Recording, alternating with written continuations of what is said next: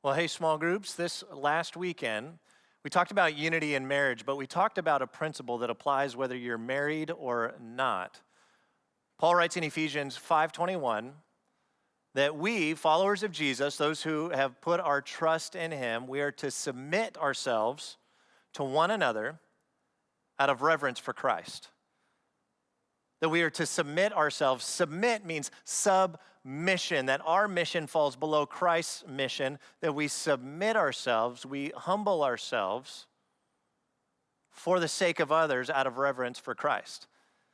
And then throughout Ephesians 5 and into Ephesians 6, Paul unpacks what that looks like in the given context of the Greco-Roman time period, where you had patriarchal households that included extended family and servants, and it was a center for business. And he talks about all the different relationships inside this big household and how they're to operate in that way, how they're to submit themselves to one another.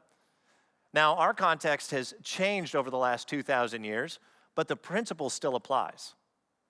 That you and I are to submit to one another out of reverence for Christ.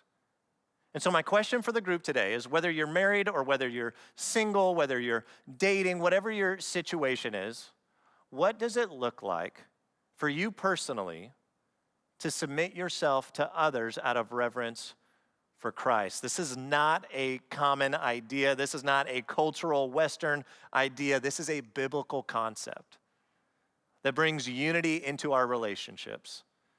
And so it can be challenging to figure out, what does this actually look like? And so I'm going to ask the question again. Here's what we're going to talk about in our groups.